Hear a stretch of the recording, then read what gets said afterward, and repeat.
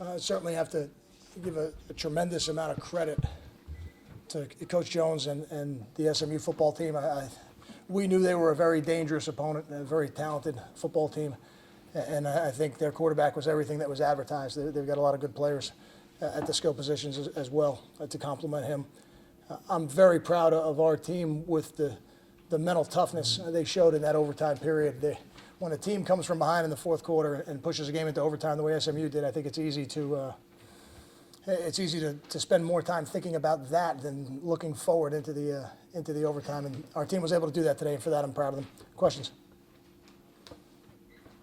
Fellas, talk about being proud of the mental toughness. Were you a little disappointed you gave up a 21-point lead in the final 11 minutes? I am. Here's what I would say. We had 3 drives that started on their side of the field, and it ended up being punt, and then on downs. And that to me it's you make winning very hard when you do that. We did not capitalize offensively today on some of the great field position that we had, and by doing that we put our defense in some tough situations, and that's part of what leads to the comeback, and certainly their talented players on the other side lead to it as well. Was this as good a performance as the one Derek Carr put on? The one Gilbert did today? I think they were different type of performance. I thought these guys pushed the ball down the field a little bit more. They challenged us down the field a little bit more. I think their quarterback's an excellent player. I think he's an NFL quarterback, and when there's an NFL quarterback on the other sideline, there is no lead that is safe, and there's no point at which you can feel comfortable in. And I certainly didn't the entire game. You talk about your secondary giving up 450-plus yards to Carr, now 480. Obviously, his offense is made for that, but is that a little much for your taste? I think it is, but I think it's a team game, and I think we can help our defense if we capitalize on some of those short fields that we had. I don't think you can just look at anything in a vacuum. We certainly want to give up less passing yards. We don't go into a game thinking that that's an acceptable number, but I think there's other things that factor into those type of attempts, and it's not just the fault of the secondary. Kind of Goodwin's performance overall, and then what went into the decision to go back to him as the feature back for the third overtime? Because I could be wrong, but I don't think he had to carry the first 2 overtimes. It wasn't really a decision to go back to him as the feature back. What I was trying to do at that point in the game, because it had been a long game, was keep a fresh back in the game. And I think Savon started the first 2 overtimes. I think Justin started the third one. I think he might have played a little bit in the second one or the first one. I couldn't tell you exactly right now without looking at the film. But my goal was to keep a fresh back in the game. I felt like we had made them defend a lot of rushing attempts. It looks like we had 52 rushing attempts on the game. So by the time we hit overtime, we had probably made them defend 40-some-odd rushing attempts. And I felt if we could keep a fresh running back in there, that would help us at that point. And how about his overall performance? I mean, it's lost a little bit now, but even in the first half, he was dynamic in the passing game and in the running game. It's not lost by me. I try to keep track of some of those things in the game. And as I always say, offensive football is ultimately the ball has to go to the playmakers. And he showed today that he can make plays. And unfortunately for Savon, he had a couple plays that he made that got called back as a penalty, and that doesn't show up in the numbers, and it kind of skews things. But I thought both those backs played very well today. I was really pleased with our running game. Leonte Carew in the fourth quarter, again, being productive. And first off, how is he? And second, what makes him such a good late game option? He's good. He's healthy. Going into that wall, it's unfortunate, but he's okay. The trainers had gotten back to me on the field to tell me that. So if we had kept playing, he would have been available to us. I think it's a good option all game long. I don't know that he's just a good late game option. He has made 2 plays in the last couple of games at the end of the game, so I understand why you say that. But I think he's one of a few really good options we have, and he's making plays at the right time for sure.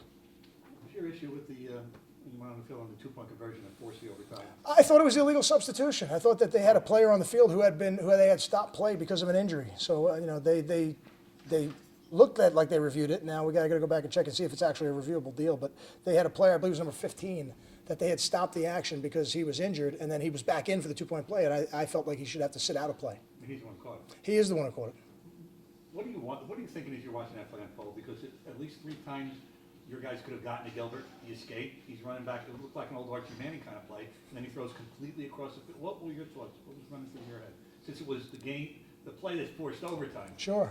You feel like you've got him a couple times, but you don't have him until he's down, and you got to keep playing. And I'm not sure who the corner at the top of the field was, but I'm not sure why he had drifted away from where he was. But that quarterback has an arm that can make every throw on the field. So to think there's a part of the field he can't get to is a very poor decision on his part. Was there any thought into going for 2 points during overtime? I didn't feel that way. I didn't feel that way today. I didn't think we had the offensive rhythm that we had in the Fresno game. I don't think in the first 2 overtimes I wasn't really tempted to do that.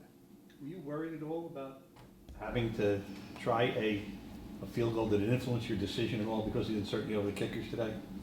No, I think when you get to that point in the game, you've already made the decision. And we had a yard line where we would have kicked it from. And You had a couple of times, I think at the 35, maybe 38, you could have attempted a long field goal, but you pinned them down. But Sure. I'm just saying, did you?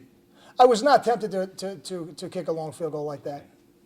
How about the first overtime? Savon got a 4th and 1, and Nova, I think, I got a quarterback sneak on a 4th and 2 to extend the game.